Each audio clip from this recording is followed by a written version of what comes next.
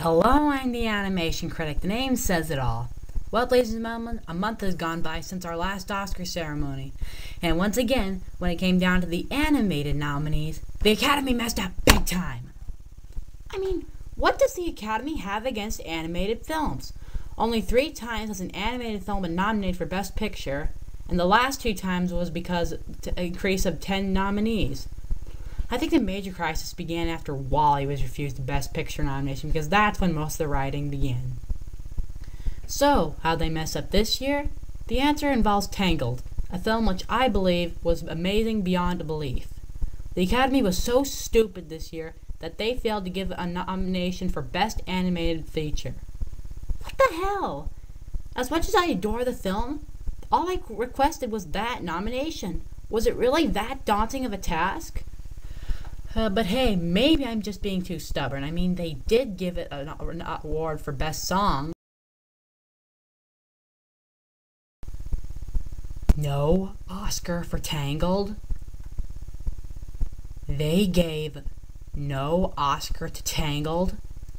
They had the balls to not give one of the greatest animated films of all time an Oscar? No, does not compute, does not compute.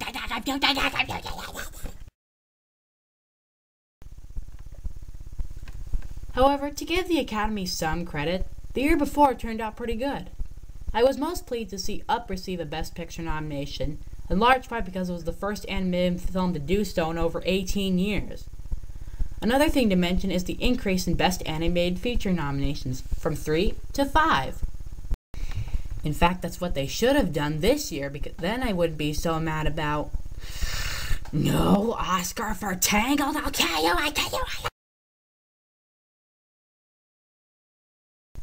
Okay, so anyway, for most of the part, the nominees weren't big surprises, consisting of the obvious winner Up, the 2D animation comeback The Princess and the Frog, and the stop-motion amusements Coraline and Fantastic Mr. Fox. But then there was that 5th nominee that caused a stir. What was expected to be Hayao Miyazaki's Ponyo was instead replaced by a relatively unknown Irish film called The Secret of Kells. I kid you not. The guy that made Spirited Away, anime's magnum opus, got snubbed for a film that nobody knows of. Seriously, how does something like that happen? Was it really that good of a film? Let's find out, guys. Released on March 3rd, 2009, in Ireland, that is. The movie is The Secret of Kells. So after starting off the starting credits with names of people you've never heard of, we begin our story with, interestingly enough, a monologue.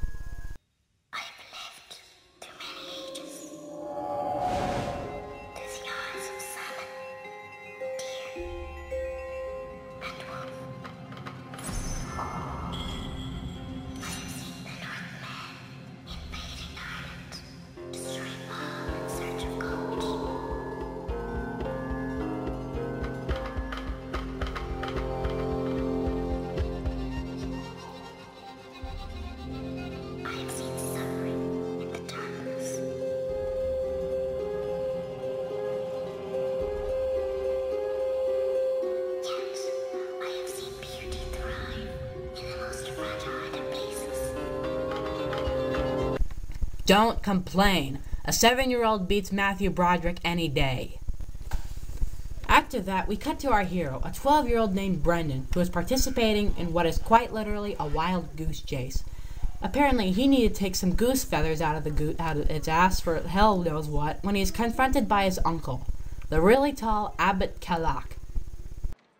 Brendan, where are those plans I asked for? The plans? I left them in the scriptorium. Bring them to the tower. Yes, Uncle. Tomorrow, you will go back to work on the wall. Dawn till evening bell. Now, because this is an Irish film, I can't tell you much about the cast. However, I will point out that Abbott is played by Brendan Gleeson, who you may recognize as Mad Eye Moody in the Harry Potter films.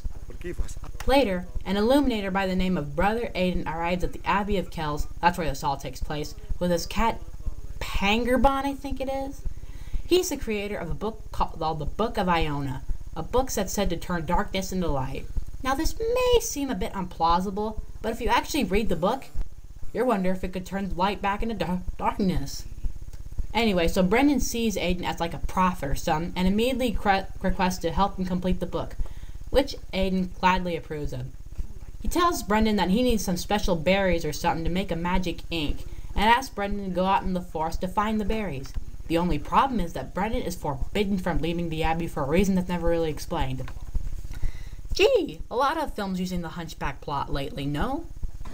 But then Brendan gets lost in the forest and is eventually cornered by a pack of wolves.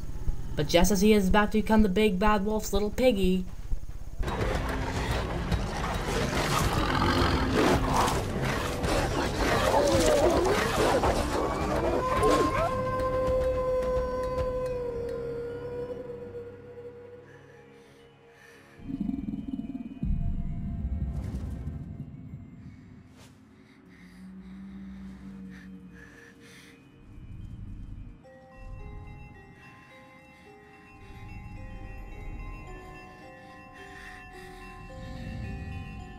Arnar, it's hard enough. Is this your cat? Ooh. Ah! Well, I've heard about creatures like you. You're a fairy. what are you doing? so this is Aisling, and I think the best way to describe her is if Luna Lovegood was possessed by that spring sprite from Fantasia 2000. She's the spirit of the forest, because I guess spirits that look like 7-year-olds are good forest rulers or something. She's at first suspicious of Brendan, but eventually warms up to him and helps him find the berries, while at the same time showing him the wonders of the forest.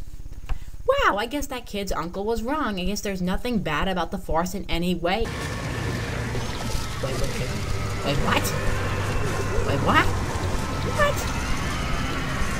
Okay, what is going on? It is the cave of the Dark One. Crom Cruach. But Crom Cruach's only a story for children. The Abbot of Kells says that you shouldn't be afraid of imaginary things. It's not imagined. It's waiting in the darkness, waiting for someone to awaken it. What is it, like a basilisk or something? So Brendan returns to the Abbey, but is once again confronted by his uncle, who is not happy about his absence. For the book. Brendan, you are never to leave the Abbey again without my permission. Uncle, if you see the book. Do you understand? Yes, Uncle.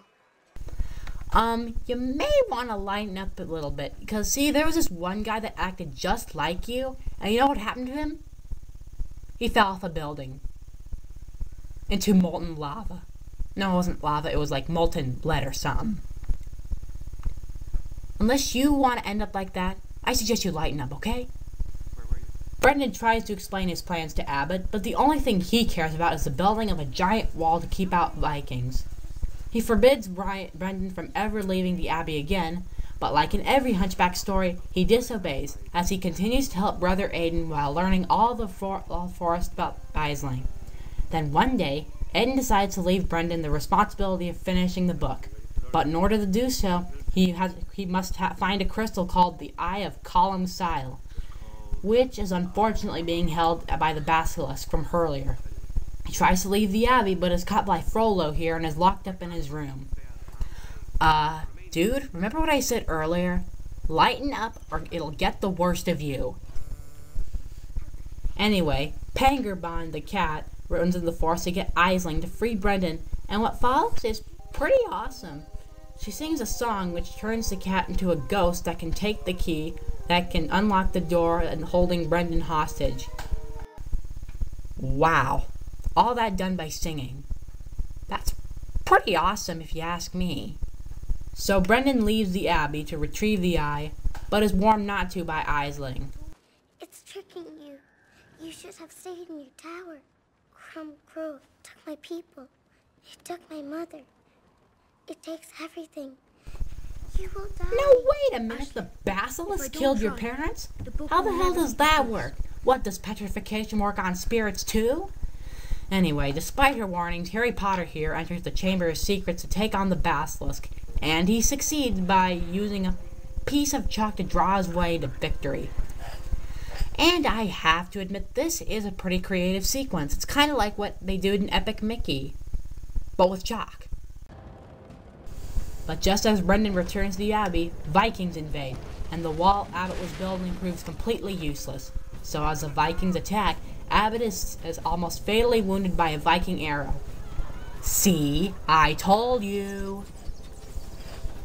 Luckily, Brendan and Aiden manage to escape, but are later confronted by more Vikings, who scatter the pages of the magic book. But then Aisling summons the wolf pack to ward off the Vikings so that Brendan can put the book back together. Years go by since the Viking attack as Brendan and Aiden continue work on the book, now called the Book of Kells. While walking through the forest one day, a now adult Brendan learns that his uncle and others survived the attack, although Abbott is now close to death.